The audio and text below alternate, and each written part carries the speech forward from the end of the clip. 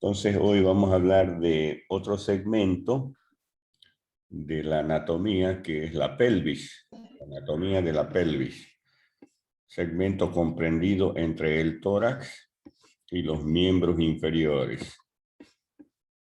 Y la pelvis, desde el punto de vista de la osteología de los huesos, está constituido por los dos huesos ilíacos, aquí lo tenemos, y el sacro en la parte media. El sacro, que es un hueso impar, medio y simétrico, presenta para su estudio la forma triangular, una base superior, un vértice inferior, una cara anterior y una cara posterior, y dos caras laterales o bordes laterales.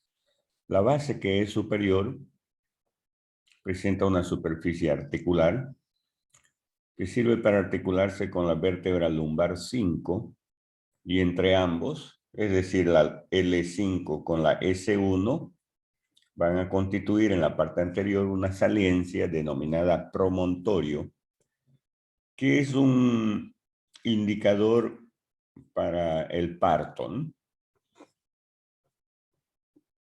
Lateralmente al promontorio o a la articulación de la lumbar con la sacra se encuentran las aletas del sacro. Aletas del sacro.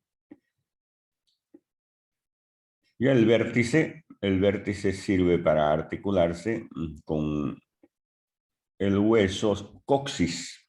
El hueso coxis. Lateralmente presenta unas superficies articulares en forma de pabellón de una oreja, superficie auricular, que sirve para articularse, si vemos este otro dibujo, en el hueso ilíaco, con esta otra superficie en forma de pabellón también, superficie auricular del hueso ilíaco, para formar la articulación sacroiliaca.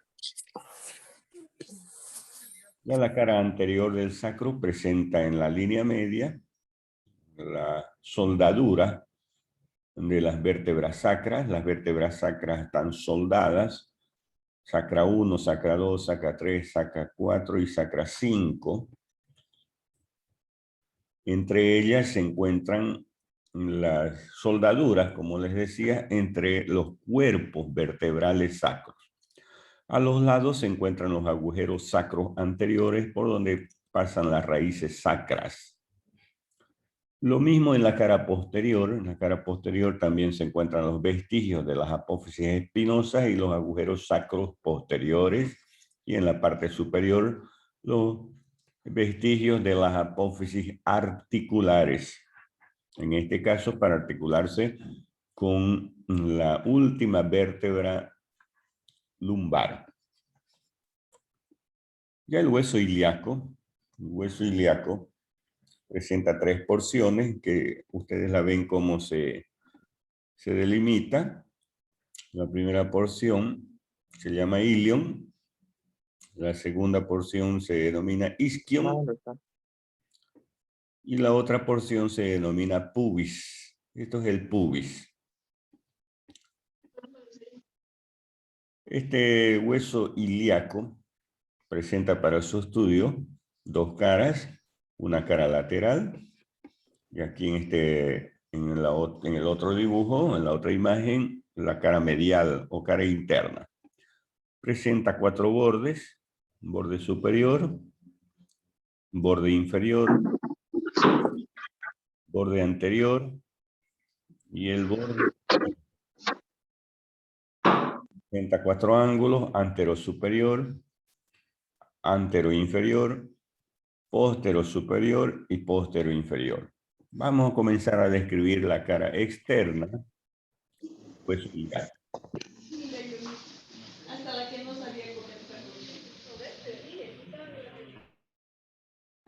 En la cara externa del hueso ilíaco vamos a observar una cavidad llamada cavidad cotiloidea o simplemente acetábulo. Este acetábulo tiene dos porciones, una porción articular esa porción articular en forma de semiluna llamada fascia lunata. Sirve para articularse con la cabeza del fémur, formando la articulación coxofemoral. Y presenta una porción no articular llamada trasfondo de la cavidad cotiloidea o fondo acetabular o fondo acetabuli, que sirve para insertar al fascículo medio del ligamento redondo. En la parte superior, rodeando prácticamente a la cavidad cotiloidea, existe un borde cortante llamada ceja cotiloidea o limbo acetabular. Este limbo acetabular sirve para insertar al rodete cotiloideo. Rodete cotiloideo, que es un cartílago fibroso que se encuentra rodeando a la cavidad cotiloidea y prácticamente sirve para cubrir más la cabeza femoral. Este rodete cotiloideo o limbo acetabular, cuando llega a este espacio, a esta escotadura, aquí hay una escotadura, se llama escotadura isquiopubiana porque se encuentran entre el isquion y el pubis, escotadura isquiopubiana, pasa a manera de puente, formando el ligamento transverso acetabular. Por encima de la ceja cotiloidea se encuentra un canal, se llama canal supracotiloideo, que sirve para insertar al tendón reflejo del músculo recto anterior del muslo. Inmediatamente por encima del acetábulo encontramos un espacio denominado fosa ilíaca externa. En la fosa ilíaca externa vamos a ver unas crestas, se llaman crestas glúteas glútea anterior, cresta glútea posterior. Esas crestas glúteas van a delimitar unos espacios que sirven para insertar a los músculos glúteos. En la parte anterior, el músculo glúteo,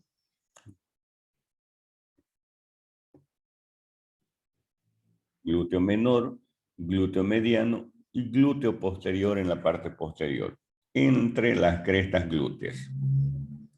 Ya en la parte inferior de la fosa acetabular o acetábulo vamos a encontrar un agujero, se llama agujero obturador. A través de ese agujero obturador, en la parte superior, se entrecruzan los rebordes del agujero obturador, formando un canal, el canal subpúbico o subpubiano, por donde se introduce la arteria del ligamento redondo y la arteria obturatriz. Además, este agujero obturador está cerrado en vivo, en el ser vivo, por una membrana que se llama membrana obturatriz. Esa es la cara externa. Vamos a la cara interna. En esta otra figura de la derecha, vamos a describirla. En la cara interna vamos a encontrar en la parte media una línea oblicua. Se llama línea arcuata o línea arqueada. Por encima de esa línea arqueada vamos a encontrar una fosa llamada fosa ilíaca interna, que es donde se origina el músculo ilíaco. Por debajo de la línea arqueada o línea innominada también llamada, vamos a encontrar una superficie de forma cuadrilátera que sirve para insertar al músculo obturador interno. Y luego también por la cara interna vemos el agujero obturador con el canal subpúbico. Vean, los rebordes del agujero obturador se entrecruzan en la parte superior para formar el canal subpúbico o subpubiano. Por detrás, en la parte posterior, existe una superficie rugosa y una superficie articular. La superficie articular en forma de un pabellón de una oreja, la superficie auricular, que sirve para articularse con las caras laterales del sacro. para formar la articulación sacroiliaca. Y esta superficie rugosa sirve para insertar a gruesos ligamentos sacroiliacos. También vemos ya el borde superior. Este es el borde superior. El borde superior en forma de una S itálica, también llamado cresta ilíaca. Esta cresta ilíaca la dividimos en dos porciones. Sus 3/4 anteriores presenta dos labios, un labio interno, un labio externo y un intersticio. En el labio externo se inserta el músculo oblicuo externo del abdomen.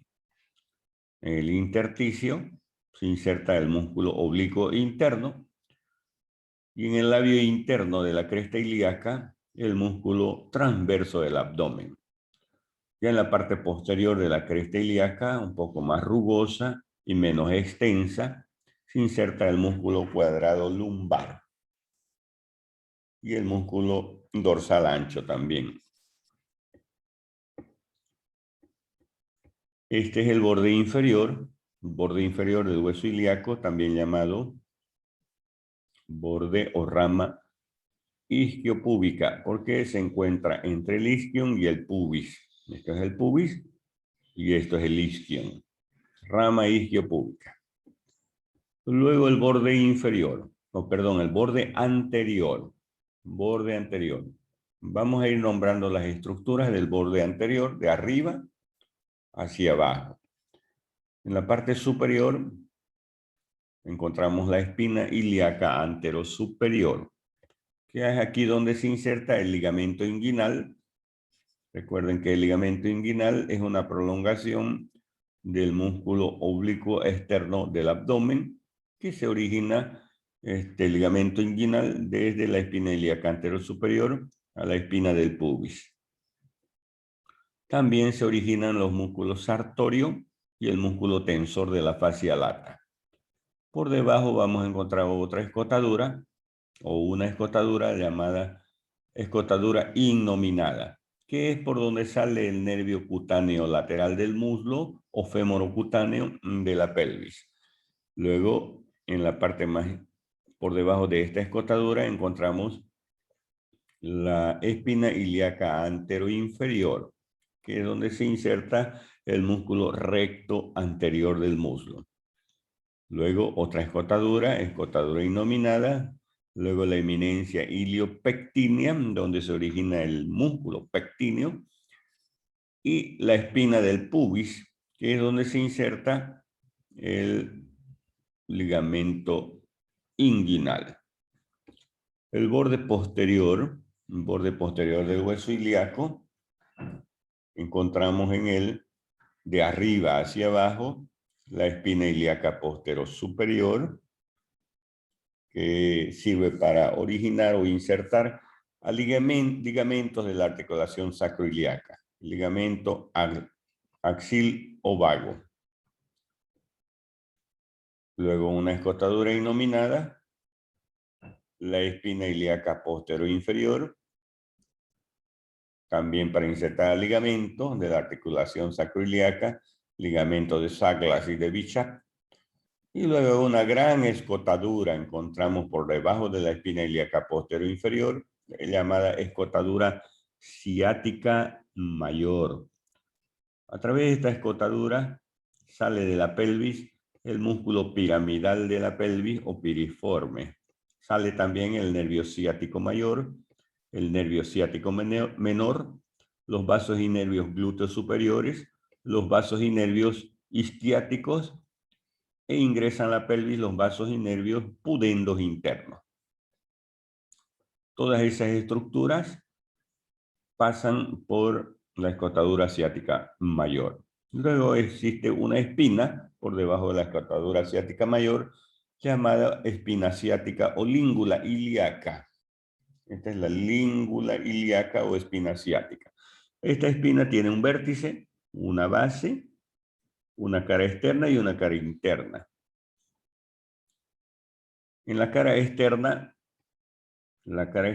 inserta a un músculo, al músculo superior o gemelo espinal. La cara interna de la espina ciática inserta a los fascículos más superiores del músculo elevador del ano. El vértice inserta a un ligamento, al ligamento sacrociático menor o sacroespinal, que viene del sacro hasta la espina, ¿no? Luego la escotadura ciática menor, para los vasos y nervios pudendos internos y para la salida del músculo con su tendón del músculo obturador interno que se origina aquí en esta superficie cuadrilátera. Y eso es el borde posterior. Y los ángulos, este es el ángulo anterosuperior, que es donde se encuentra la espina ilíaca anterosuperior, que es una referencia anatómica para las inyecciones glúteas en la parte posterior.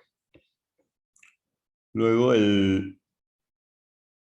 la espina ilíaca posterosuperior se encuentra en el ángulo posterosuperior. En el ángulo anteroinferior se encuentra el pubis. Y al articularse con el lado opuesto, con el pubis opuesto, va a formar la sínfisis púbica. Entre ambos pubis se encuentra un cartílago, el cartílago púbico. Y finalmente el ángulo posterior inferior se encuentra esta tuberosidad isquiática, que sirve para originar a los músculos isquiotibiales, como ser los músculos semimembranosos, el semitendinoso, ¿no? El recto interno también. Y la tuberosidad isquiática es una tuberosidad que sirve para que descanse el cuerpo cuando se encuentra sentado. Si nosotros, por ejemplo, yo que estoy sentado, o alguien de ustedes que está sentado sobre estas tuberosidades, sobre las tuberosidades isquiáticas. Esa es la descripción de la pelvis, ¿no? Estos tres huesos van a formar en su conjunto la pelvis.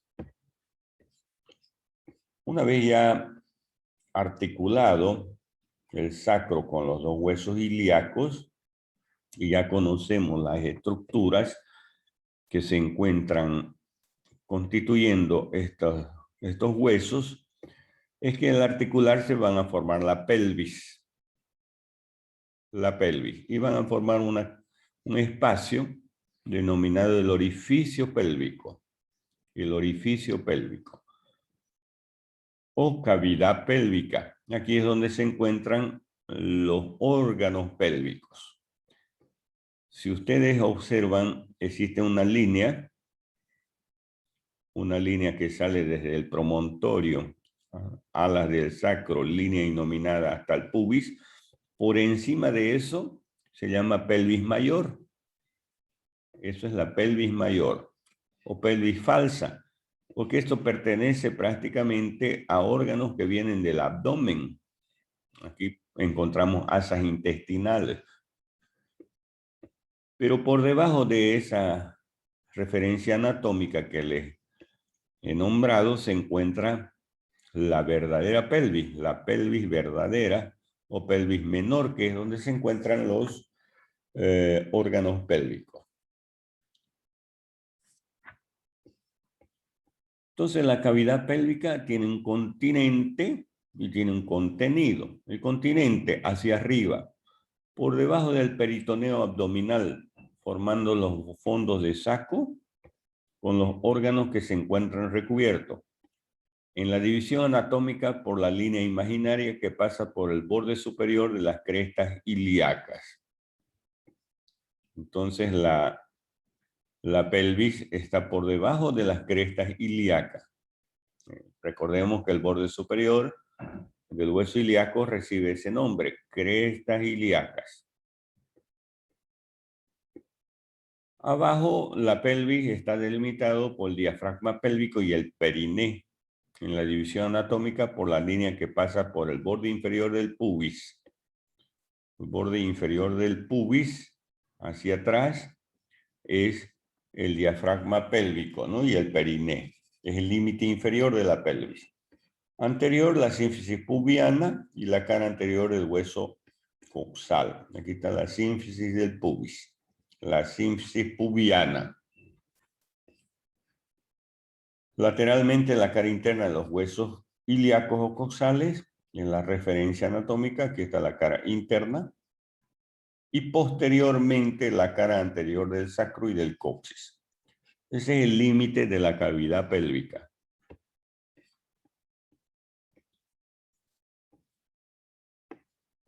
El límite de la pelvis, el límite superior, ya el límite más, que ya no es óseo, es el peritoneo. Peritoneo.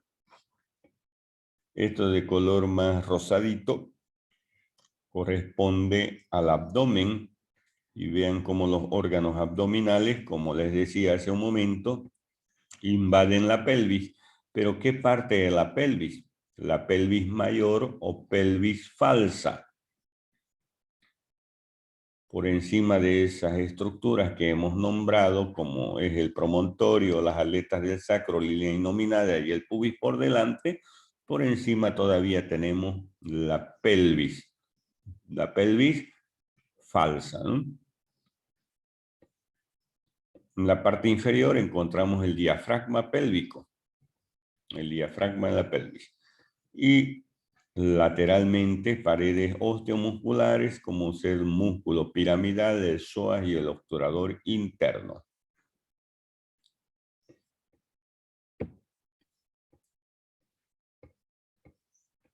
Aquí encontramos también a la pelvis. Esta parte más rosadita o más rojita que vemos pertenece al abdomen. Es el peritoneo que desciende hacia la pelvis, el peritoneo parietal, que en la parte posterior se forma un fondo de saco, el fondo de saco entre el útero en la mujer y el recto fondo de saco uterorectal. Aquí en la parte anterior también el peritoneo forma otro fondo de saco. Esta es la vejiga urinaria y este es el útero. Entre la vejiga urinaria y el útero se encuentra el fondo de saco útero-vesical. Y esta es la vejiga urinaria. Vejiga urinaria. Aquí ya está la uretra. Y luego aquí la sínfisis del pubis. O el pubis. El pubis. Muy bien. Vean que hay unos espacios localizados prácticamente en la mujer, entre el útero y el recto, fondo de saco útero rectal o fondo de saco de Douglas. En el hombre, como no existe útero, va a ser directamente la vejiga urinaria con el recto. Se va a formar un fondo de saco, el fondo de saco de Douglas, o vésico rectal directamente, ¿no? Entre la vejiga y el recto, porque no hay útero, ¿no? No hay útero en el hombre. Este es el recto y aquí está el conducto anal y el ano, ¿no? Y aquí el útero y este es el canal vaginal, la vagina, ¿no? La pelvis es un cinturón óseo que circunda la cavidad pélvica, constituido por una suma de dos huesos coxales, el sacro y el coxis. Existe la pelvis mayor o pelvis falsa, aquella parte de la cavidad pélvica que está por arriba de la abertura superior. Y la pelvis menor o verdadera, aquella parte de la cavidad pélvica que está por debajo de su abertura superior. ¿Cuál es la abertura superior o estrecho superior? Es un círculo óseo formado por la base del sacro, el promontorio, línea innominada, o línea arcuata o arqueada, y la sínfisis del pubis. La abertura inferior o estrecho inferior es un círculo osteofibroso formado por Por el coxis, tuberosidades isquiáticas, ligamentos sacrotuberosos, ramas isquiopúbicas y sínfisis del pubis. Aquí esta es la abertura superior. La abertura superior, por encima se encuentra la pelvis falsa y por debajo se encuentra la pelvis verdadera. El estrecho superior, que está formado por el promontorio, las alas del sacro, la línea innominada, línea arcuata o línea arqueada, y el pubis, ¿no? Las crestas del pectíneas y el borde superior del pubis. Ya mirando desde abajo, en la parte inferior, el estrecho inferior, por el vértice del coxis, ligamento sacro-ciático mayor, las tuberosidades isquiáticas, el borde inferior de las ramas del pubis o ramas isquiopúbicas y la sínfisis del pubis.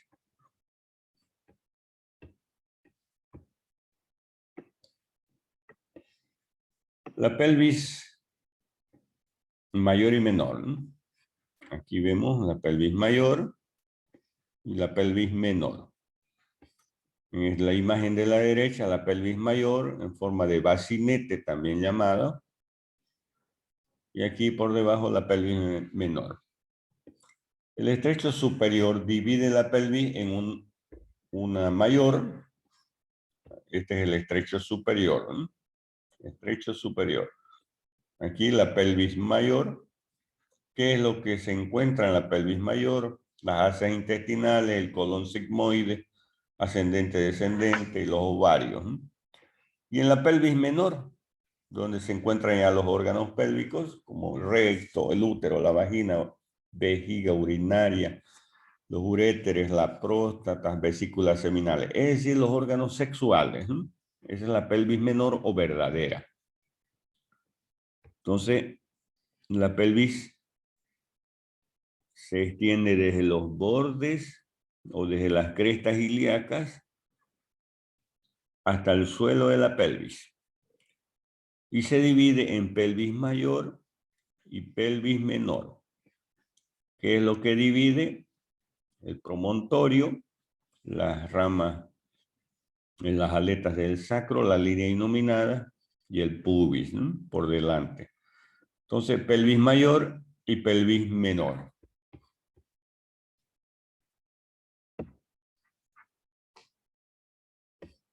Una vez ya delimitado las pelvis, en la pelvis se encuentra la vejiga urinaria. Es uno de los contenidos, ya el contenido de la pelvis es la vejiga urinaria, uno de los órganos. La vejiga tiene un fondo separado por el recto y la aponeurosis recto-vesical, y las vesículas seminales y los conductos deferentes. Entonces aquí está el fondo de la vejiga urinaria y aquí está el recto. Y aquí el fondo de saco de Douglas o fondo vésico-rectal. La base es la parte fija que representa el cuello vesical. De ahí se desprende la uretra de la base de la vejiga. Luego tiene una cara anterior e inferior o retropubiana porque se encuentra por detrás del pubis. Esto es el pubis. Y la cara retropubiana es la cara anterior e inferior. No tiene peritoneo. Separada del pubis a través de un espacio. Este espacio se llama espacio prevesical o espacio de Rexius. Espacio de Rexius. Y la cara póstero superior representan las entradas de los uréteres. La entrada de los uréteres, y los uréteres que provienen de los riñones, terminan en la cara posterior superior. Y esta cara posterior superior se extiende hasta el vértice de la vejiga. Este es el vértice de la vejiga urinaria. Y ya estructuralmente la vejiga urinaria presenta una parte mucosa histológicamente, ¿no? Ya saben que La pared de la vejiga urinaria presenta una capa mucosa, submucosa muscular, ¿no? En la mucosa hay epitelio de transición, ¿no? Y el músculo, en la capa muscular, llamado músculo detrusor, es el músculo de la vejiga urinaria. Ese es el nombre que recibe, detrusor. Sirve para la contracción de la vejiga para expulsar el contenido que es la orina, porque la vejiga urinaria, la función que tiene es de reservorio de la orina que se está formando en los riñones y que desciende a través de los uréteres hacia la vejiga. Una vez que se llena la vejiga urinaria de orina, es que mediante un reflejo se produce el acto miccional. 350 ml generalmente es la capacidad fisiológica, 350 ml a 500 es la capacidad fisiológica de retener orina, la vejiga urinaria. Posteriormente ya no, nosotros tenemos que ir por reflejo al acto miccional. Las mujeres generalmente tienen mayor capacidad, pueden retener más orina, más de 500, que es lo fisiológico, 800, 1000, 1 litro, en realidad 1000 ml es 1 litro, ¿no? Hasta un poco más inclusive, ¿no? Porque tienen mayor capacidad de distensión de la vejiga, ¿no? Las mujeres. Aquí vemos la pelvis femenina, vemos la vejiga urinaria, la cara posterior superior relacionada con el útero, aquí el fondo de saco vésico uterino, y la cara posterior prácticamente, o la cara anterior también formando, o la cara anterior inferior formando el espacio de Rexius. La base prácticamente de la vejiga urinaria está originándose la uretra, ¿no? La uretra que es más corta en la mujer, en el hombre lógicamente es más larga, ¿no? La uretra masculina. La uretra femenina es más corta, ¿no?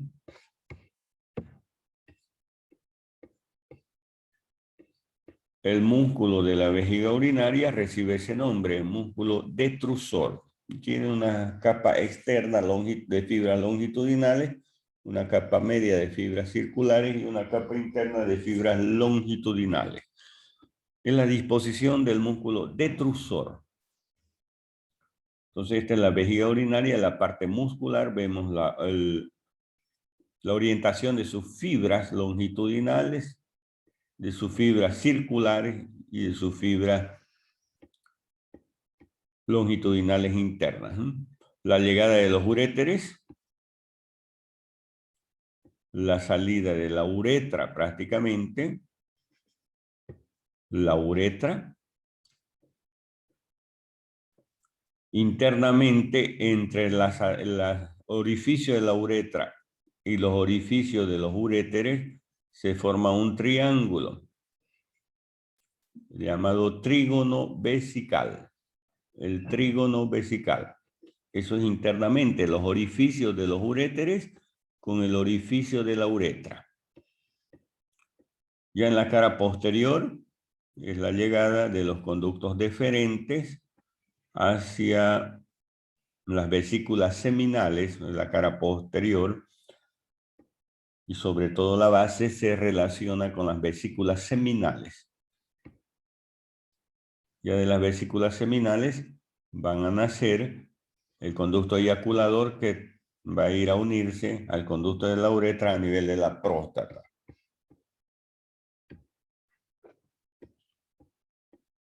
Ya lo que se desprende, aquí encontramos la vejiga urinaria, la cavidad vesical con su mucosa, y esta es la uretra, ¿no? Por debajo encontramos la próstata, por debajo de la vejiga, la próstata, y posteriormente las vesículas seminales. La uretra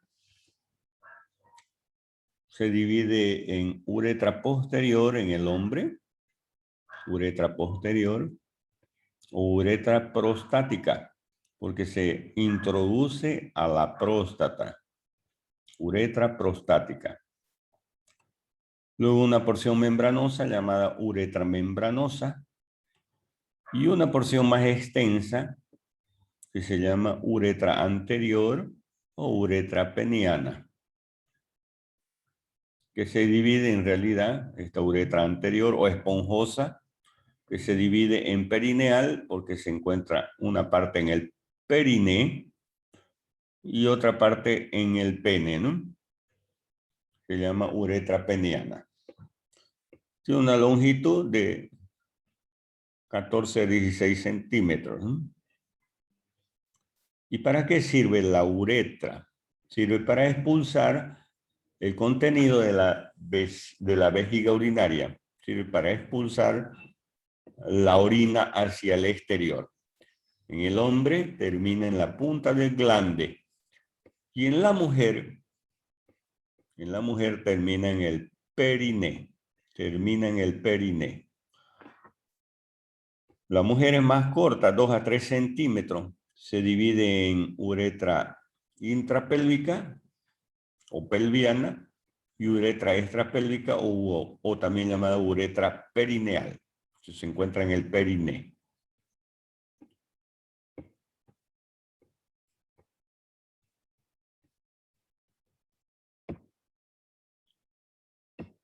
Vamos a hablar de los genitales, de los genitales femeninos.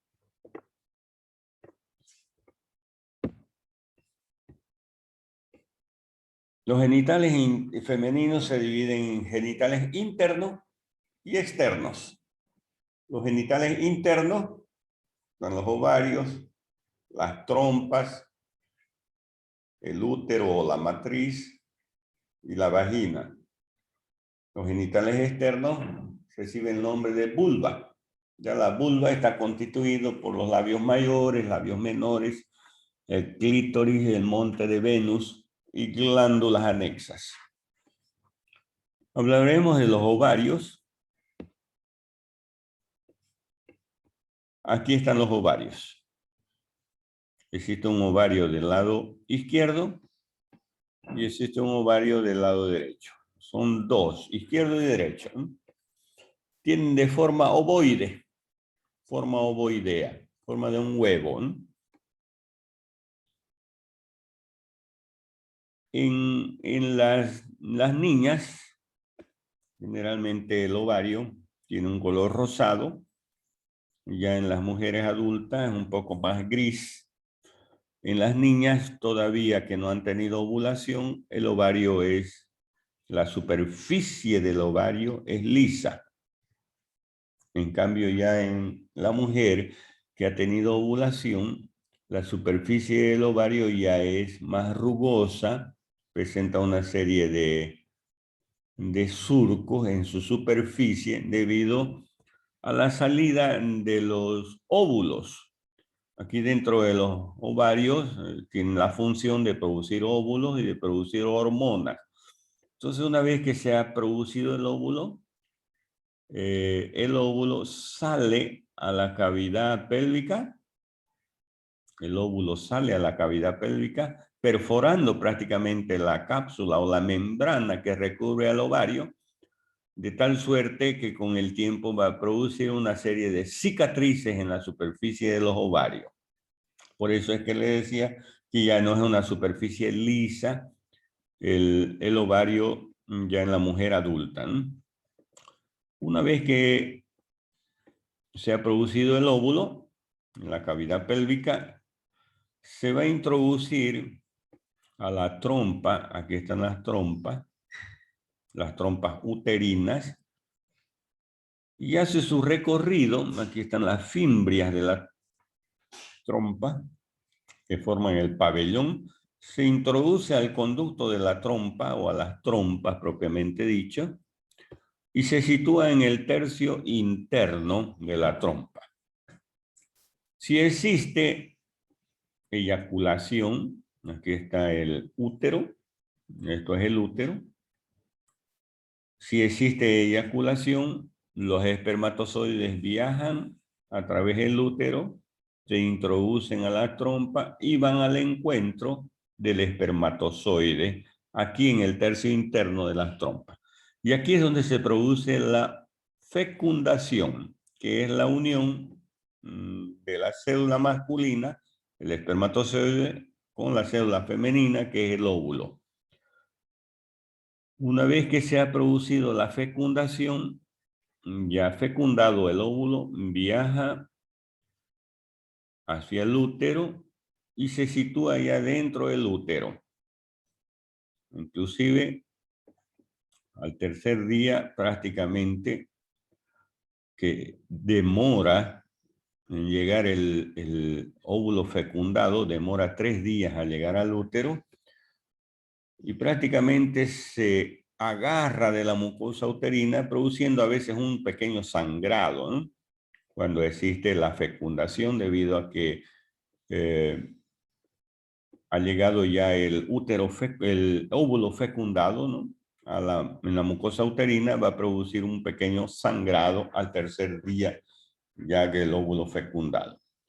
En caso de que no exista la fecundación, el óvulo se desintegra en 24 a 48 horas. Igual que el espermatozoide, ¿no? Que el espermatozoide, una vez eyaculado prácticamente, espera al óvulo 24 a 48 horas. Eso es lo que vive un espermatozoide, ¿no? Igual que el óvulo. Muy bien, esa es la función, y los ovarios se encuentran a nivel de su fosa, se llama fosa o fosita ovárica, ¿no?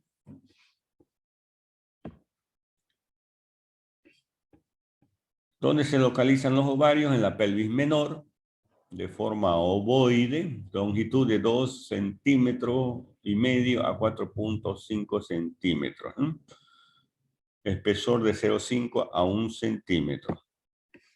Y una cara lateral, una cara medial, un borde posterior que es libre, un borde anterior que forma el meso ovárico. El extremo superior en relación con las trompas, el extremo tubárico, y el borde inferior o borde uterino, porque está en relación con el útero. ¿Cuáles son los medios de fijación del ovario? El mesosalping, que se extiende desde el borde anterior del ovario al infundíbulo de la trompa. Ligamento propio del ovario, desde el borde anterior del ovario al ángulo uterino. Y el mesovario, hoja posterior del ligamento ancho, posee comunicación con la cavidad pélvica. Entonces eso forma el mesovario, ligamento ancho.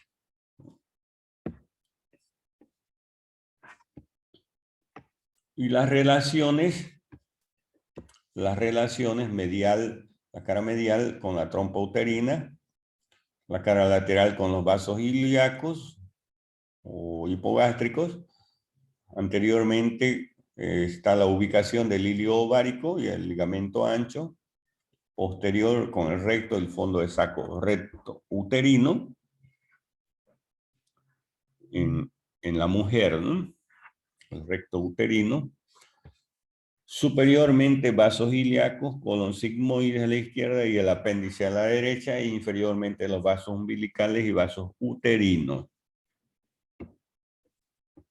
Está irrigado por la arteria ovárica, que es rama de la arteria aorta, y por una rama ovárica que proviene de la arteria uterina, y la arteria uterina que proviene de la arteria ilíaca interna o hipogástrica. El drenaje venoso por las venas uterinas, que drenan a las venas ilíacas internas, y por el plexo pampeniforme, que drena a la cava inferior a la derecha y a las venas renales a la izquierda. Inervación por plexo ovárico. Este proviene del plexo mesentérico superior.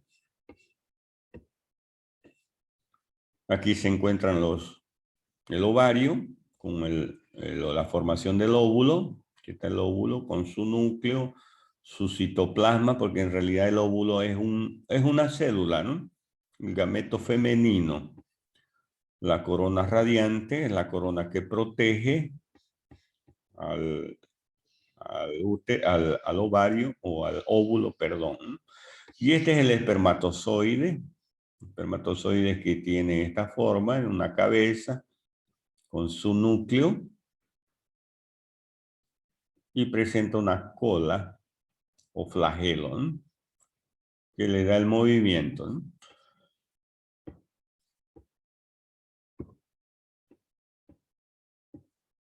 Aquí está el ovario. El ovario. Siendo perforado la membrana del ovario por el óvulo, la salida del óvulo. Y lo que les decía es que en la superficie del ovario ya se va a formar una cicatriz, formando una serie de depresiones y levantamientos a nivel de la superficie de los ovarios, ¿no? Y aquí encontramos en el lado derecho los testículos, ¿no? Los testículos, en el interior de los testículos existe una serie de pequeños túbulos llamados túbulos seminíferos. Y los túbulos seminíferos en realidad son los que van a formar ahí en su interior a los espermatozoides. Los túbulos seminíferos van a formar después ya una serie de túbulos para constituir posteriormente el epidídimo y el conducto deferente, ¿no? Que es lo que está transportando a los espermatozoides. Cuando se produce la ovulación, el óvulo se va a introducir a las trompas uterinas o trompas de falopio. Y ya el óvulo va a ser fecundado o no a nivel de las trompas, ¿no? Lo primero llega a la cavidad pélvica, en realidad, ¿no?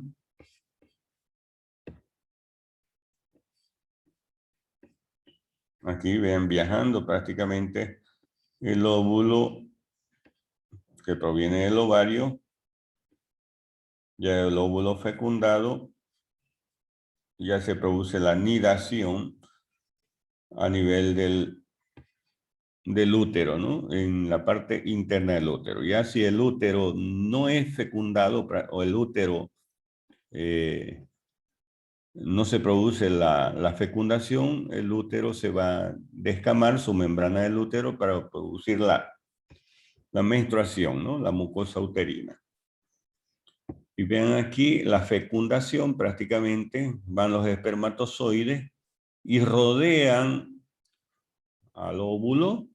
Uno de ellos prácticamente se introduce al interior del óvulo para fecundarlo. Los otros prácticamente ayudan para la introducción del espermatozoide al óvulo, ¿no? Y ya después se va a producir ya la implantación a nivel de la mucosa del útero.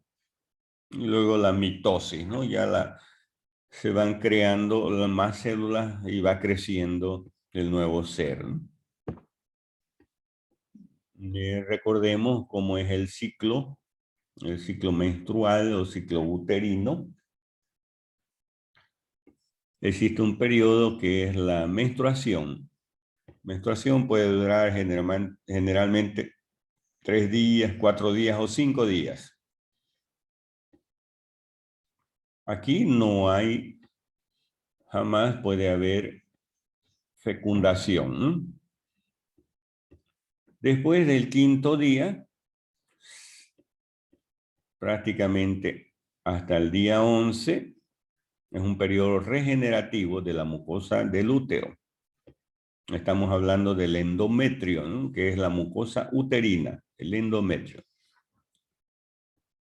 El periodo fértil, el día 14, ¿no? Es decir, 14 días después de la menstruación es que se produce la ovulación. Pero ustedes saben que en medicina 2 más 2 no es 4. Puede ocurrir 3 días antes o días después, ¿no es cierto? Pero el día 14 generalmente es que se produce la ovulación. Este es su día fértil de la mujer, periodo fértil, ¿no? Aquí si existe acto sexual y eyaculación, prácticamente va a haber fecundación. Ya el líquido, inclusive el líquido vaginal, ya se hace más fluido, ¿no? Y aumenta la temperatura, inclusive, ¿no? Normalmente la persona se mide la temperatura todos los días y da 35, pues en el día de la menstruación va a subir 1 grado más, 36 grados va a tener, ¿no? Algunas mujeres se controlan con la temperatura. Si no existe la fecundación, ya va a haber los otros 14 días, prácticamente ya el endometrio se va a proliferar y se va a producir de nuevo la menstruación. Y ese es el ciclo menstrual. Bueno, aquí no vamos a hablar de las fases, ya que tiene el ciclo ovárico y el ciclo uterino, ya es más embriología, ¿no? Lo van a llevar ustedes todo eso en embriología. Trompas uterinas. Vamos a hablar de las trompas uterinas o trompas de falopio, ¿no? ¿Cómo es la estructura? Tiene un infundíbulum que es tapizada por el peritoneo, en la cual tiene fimbrias que están orientadas hacia la cara medial, medial ovárica. Son las fimbrias ováricas. Tiene una ampolla que representa los 2/3 laterales. Tiene un istmo, que es la porción rectilínea y menos móvil, y una porción intramural o uterina, que atraviesa prácticamente el miometrio, ya en el útero, ¿no? Aquí el pabellón, el cuerpo uterino o ampolla del útero, el istmo y la porción intramural o porción uterina, ¿no?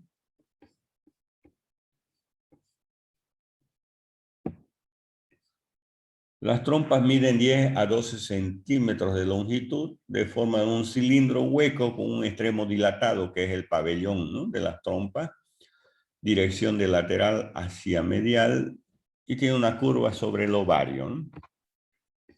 Está irrigado por la arteria ovárica, son las ramas tubáricas, por la arteria uterina, las ramas tubáricas de la uterina. Todas se reúnen en el mesosalping para formar el arco tubárico. El drenaje venoso divergen desde el mesosalping hacia la vena uterina y hacia las venas ováricas. Inervación parasimpática por las raíces S2, S3 y S4 a través de los nervios esplácnicos de la pelvis. Estos nervios esplácnicos provienen de estas raíces, ¿no? Y la inervación simpática del lumbar 1 y 2, que forman el plexo uterovaginal o plexo hipogástrico inferior. Luego tenemos el útero. ¿Cuál es la dimensión del útero? Configuración, medios de fijación, irrigación, inervación. Es un órgano de la menstruación o de la gestación o embarazo y forma parte del canal del parto. Esa es la función que tiene el útero, también llamado matriz. Aquí en esta figura vemos que es el órgano de la gestación o embarazo, ¿no? Normalmente 6 a 8 centímetros mide el útero, pero vean ustedes cómo ha crecido prácticamente hasta el tamaño del feto, ¿no? Aquí ya durante el nacimiento, ¿no? Durante el nacimiento. Eso es lo normal. El parto normal generalmente tiene que aparecer primero la cabecita, ¿no? El parto cefálico se llama, ¿no? Y ese es el canal del parto, ¿no? Pero ¿de dónde proviene este recién nacido? Proviene del útero, ¿no? Para eso sirve el útero, para cobijar 9 meses prácticamente al nuevo ser. Luego existe una dilatación en el momento del parto, una dilatación del cuello del útero. Vean, generalmente está cerrado, pero esto después se abre durante el parto, ya, ¿no? Se abre para la salida, ¿no? Generalmente está cerrado prácticamente el orificio externo del útero, el orificio inferior, por un tapón, se llama tapón mucoso. Una señal prácticamente del parto es la salida del tapón mucoso, produce un pequeño sangrado, ¿no? Debido a que sale el tapón mucoso y se está abriendo el útero prácticamente, ¿no? Se está abriendo el útero y ya se hace el tacto vaginal y ya se va midiendo cuántos centímetros es la dilatación, ¿no? Tiene la forma de un cono aplanado de anterior hacia posterior, o la forma piriforme, ¿no? Forma una pera, ancho arriba y angosto abajo. Se encuentra localizado en la parte media de la cavidad pélvica. Tiene una base superior y un vértice que es inferior. En las nulíparas mide 6 a 7 centímetros de longitud, 4 de ancho, pesa 50 gramos. Ya en las multíparas, que han tenido varios hijos, 7 a 8 centímetros de longitud, 4 de ancho y 70 gramos, ya pesa más, ¿no? Tiene un cuerpo que tiene una cara anterior y otra cara posterior. El fondo del útero o borde superior, también llamado, es la zona más ancha, donde se encuentran los cuernos uterinos. También tienen bordes laterales donde se encuentra el ligamento o se origina el ligamento ancho.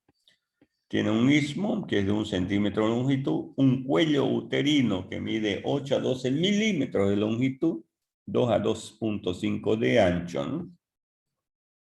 La posición del útero es hacia adelante, ¿no? Está antevertido, ¿no? Aquí está el útero. Este es el útero. Una base que es superior, vértice que es inferior.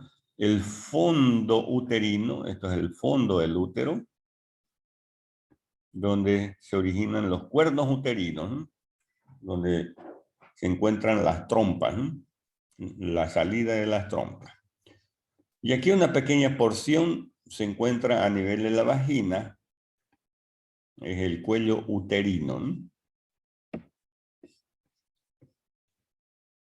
La configuración interna del útero tiene 3 capas, una mucosa llamada endometrio, que es la que se desprende durante la menstruación, originando un sangrado por arrancamiento de los vasos sanguíneos, es la mucosa uterina, la capa muscular, o miometrio también llamado, que es el que origina las contracciones uterinas, y una capa serosa o perimetrio, la capa externa, ¿no?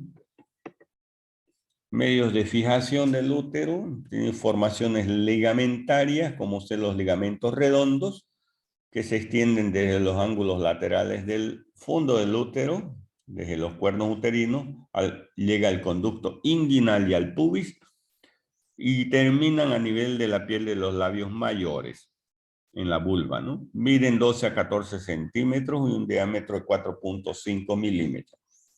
También otro medio de fijación del útero se encuentran los ligamentos útero-sacro. Se extiende desde la cara posterior del cuello uterino, rodeando las paredes del recto hasta la cara anterior del sacro, donde se continúa con el peritoneo parietal. Forman parte de la fascia sacro-recto-génito-bésico-pubiana, ¿no?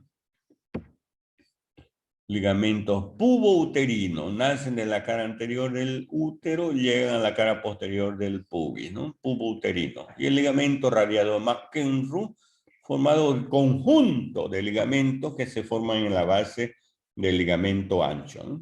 La inserción del útero en la cúpula vaginal también es un medio de fijación importante, ¿no? Ligamento ancho es un ligamento importante que se origina en el útero, ¿no? Es una doble capa de peritoneo que recubre el útero desde arriba y se extiende desde los bordes laterales del órgano hasta las paredes laterales y suelo de la pelvis. El peritoneo tapiza la cara anterior del útero y forma entre este y la vejiga el fondo del saco vésico-uterino, mientras que el resto y el útero forman el fondo del saco de Douglas. Ambas hojas se unen en los bordes laterales del útero y forman tabiques a cada lado, que son los ligamentos anchos, que se extienden hasta la pared pélvica para continuarse con el peritoneo parietal. Envuelve los vasos y nervios linfáticos del útero, también al ligamento redondo, a las trompas y presta inserción al ovario.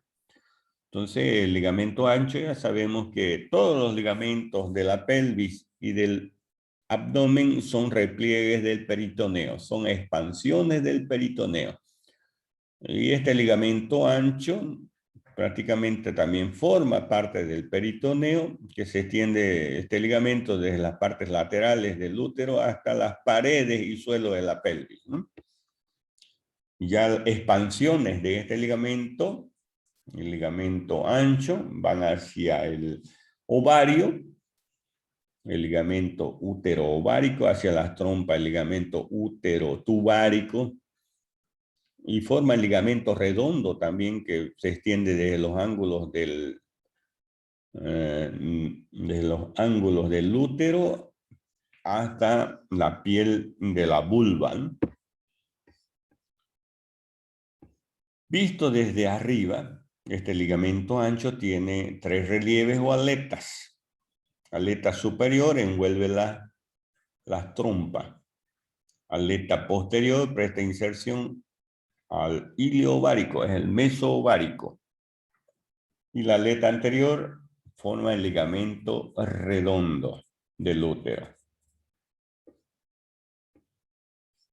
Las hojas anterior y posterior del ligamento ancho están unidas en la parte superior del útero, pero a medida que desciende se separan por tejido graso formándose un espacio que se denomina parametrio.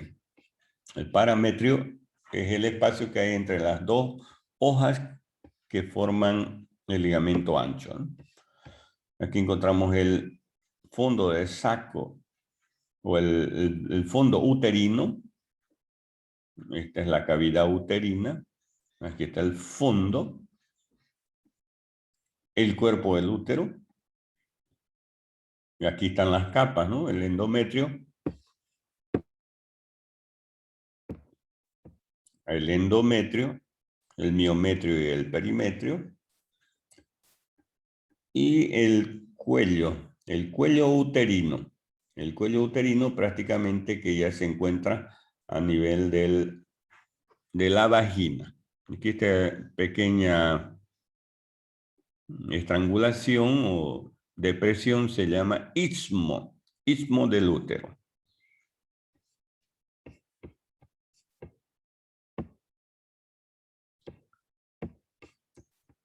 Aquí en el cuello uterino, que forma esta especie de hocico, se llama hocico de Tenca, el cuello uterino a nivel del interior de la vagina, es donde generalmente se realiza el Papa Nicolau. El Papa Nicolau es la extracción de células del útero para revisar en anatomía patológica, ¿no? Porque uno de los problemas en las mujeres son los cánceres, ¿no? Primero el cáncer de la mama y en segundo lugar el cáncer del útero, ¿no? El cáncer del útero. Y es recomendable por eso hacer el Papa Nicolau, que va a identificar prácticamente el cáncer uterino, ¿no? El cáncer uterino. Quien irriga al útero es la arteria uterina. La arteria uterina. Y tiene esta característica. Veamos aquí en este dibujo el útero. Aquí están las trompas, los ovarios, ¿no? Aquí un ovario y aquí al lado el otro ovario. Y tiene esta característica que está en los vasos sanguíneos, ¿no? A manera como enrollado prácticamente en forma de zigzag se encuentran los vasos sanguíneos. ¿Y por qué se encuentran así? Porque el útero va a crecer, ¿no? Va a crecer. Si fuera recta prácticamente, con el crecimiento del útero se romperían los vasos sanguíneos. Entonces tienen que tener esa forma, ¿no? Como enrollado prácticamente ahí en las paredes del útero, ¿no? Ahí está la característica, vean ustedes cómo es los vasos sanguíneos, ¿no? Ya cuando crece el útero, durante la gestación prácticamente se estira, por eso esa característica, ¿no? Ya se estiran los vasos sanguíneos, ¿no? Y no se rompen, ¿no? Igualmente la vagina, ¿no? Tienen esa característica, pero más la arteria uterina, ¿no? Los vasos uterinos. Inervación parasimpática a través de los nervios esplácnicos y la simpática a través del plexo hipogástrico, ¿no? Y la vagina, veamos la vagina. Tiene una dirección oblicua, póstero superior, de 8 a 9 centímetros de longitud. 8 a 9 centímetros de longitud.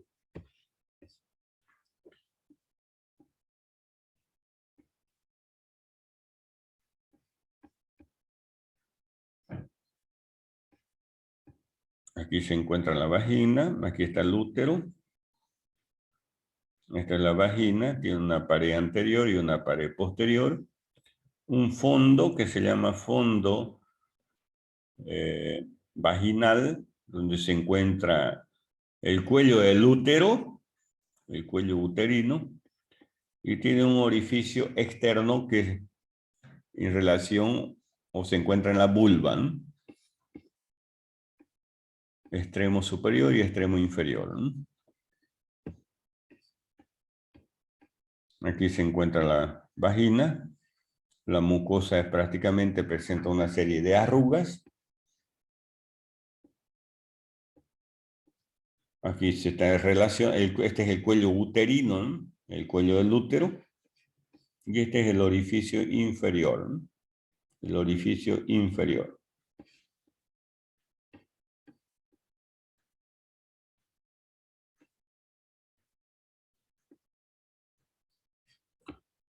Aquí existen alrededor de la vulva, vamos a ver enseguida unas glándulas, las glándulas vestibulares, ¿no?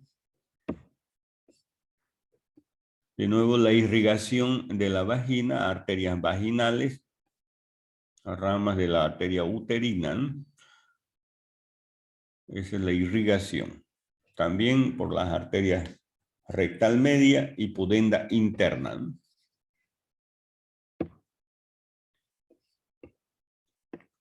La inervación.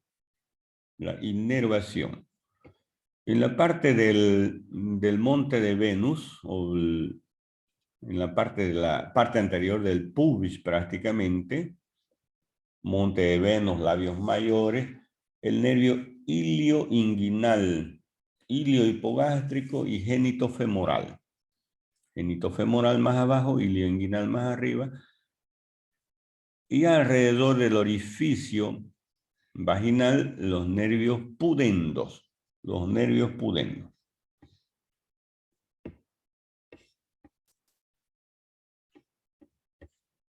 Medios de fijación también, pero en la parte más superior, en el extremo superior, parte del ligamento redondo, ¿no? Aquí está la vagina. Aquí está el cuello o el útero prácticamente antevertido, no está verticalizado, ¿no? Está como doblado hacia adelante, ¿no? Esa es la posición normal que tiene el útero, en anteversión. Aquí están las trompas, los ovarios, ¿no? Y la vagina.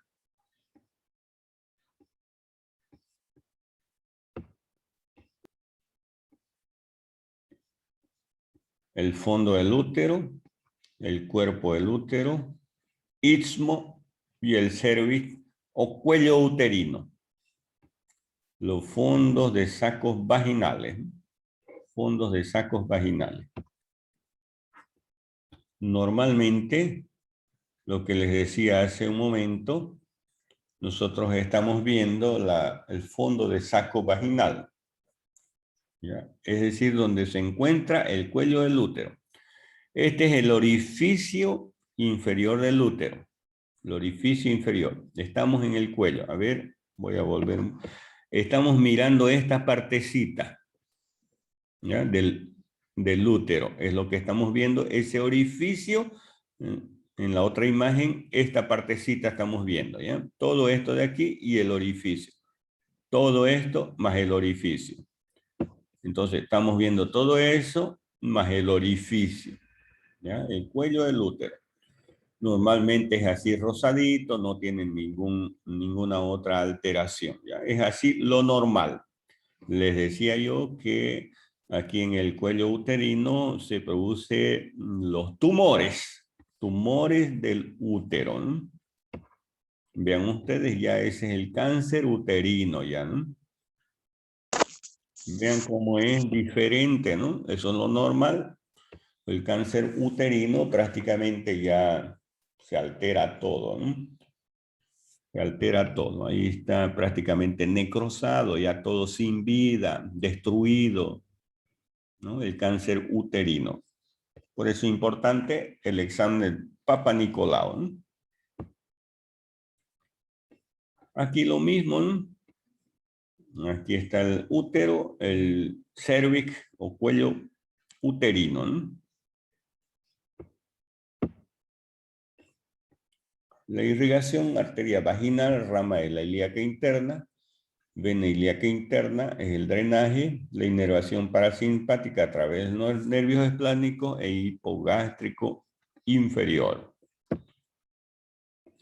Y luego tenemos la vulva. La vulva también llamado órganos genitales externos, formado por el monte de Venus, labios mayores, menores, clítoris, cuerpos eréctiles del clítoris, glándulas y la irrigación e inervación. Entonces aquí encontramos todo esto en la vulva.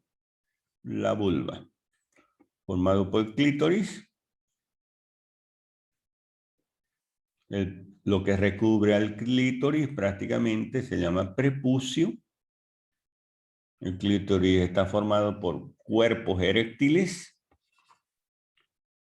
los labios menores, labios mayores, el orificio de la uretra, que está localizado entre el clítoris por delante y el orificio vaginal por detrás.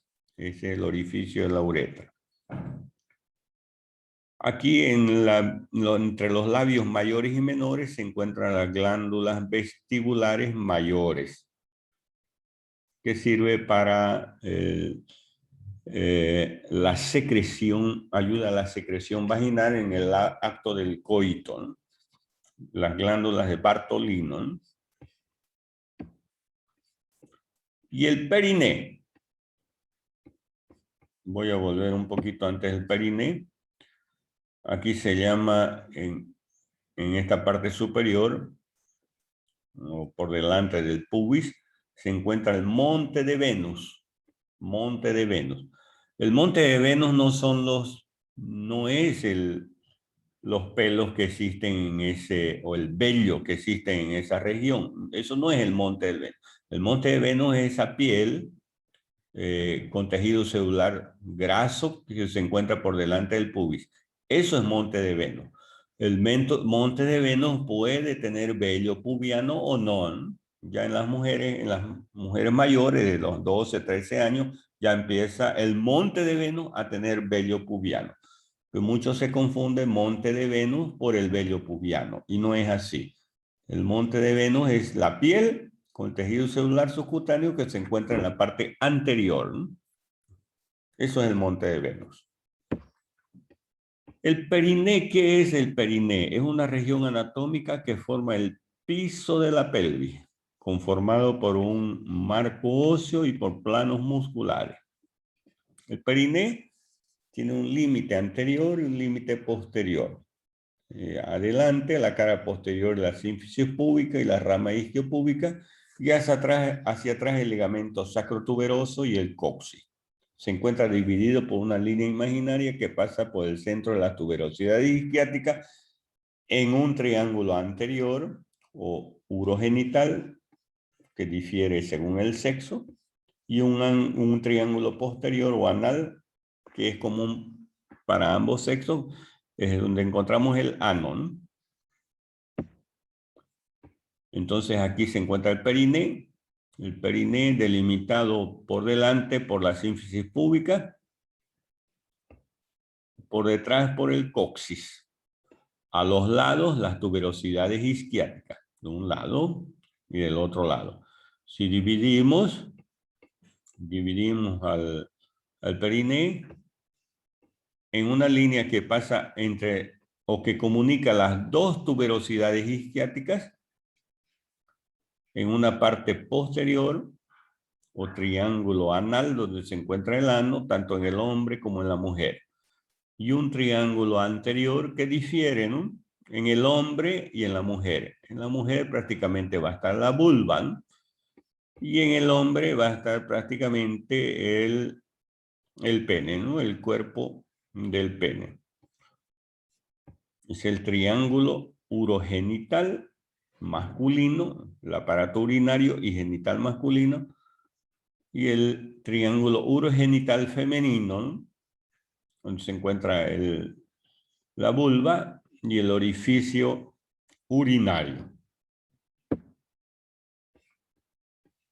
Aquí el piso de la pelvis, aquí se encuentra la sínfisis púbica, aquí se encuentra el coxis, las tuberosidades isquiáticas, y de forma romboidal prácticamente el periné, ¿no?, forma romboidal, forma de rombo, pero está dividido en dos triángulos por la presencia de una línea imaginaria que pasa o une las tuberosidades isquiáticas.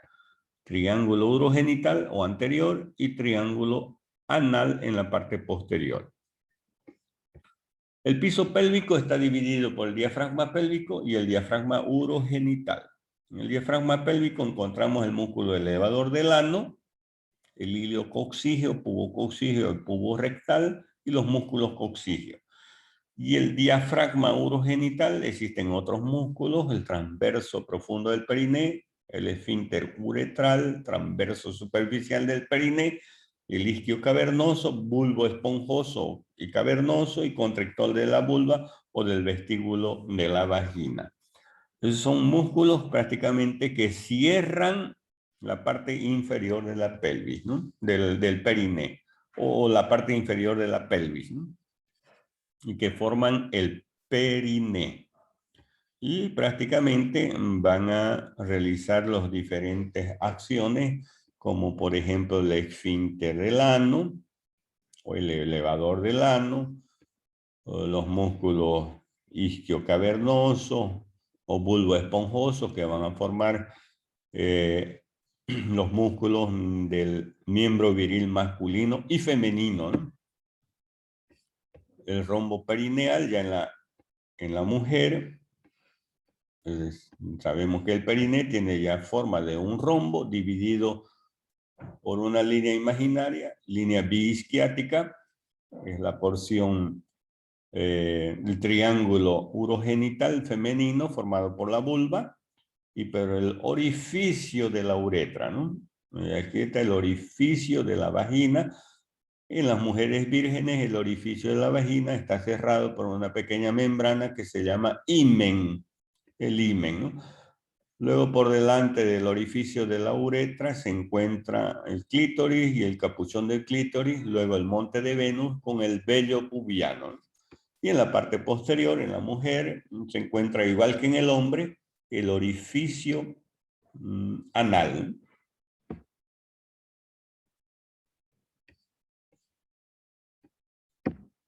Muy bien. Aquí lo vamos a dejar. Continuamos la próxima clase.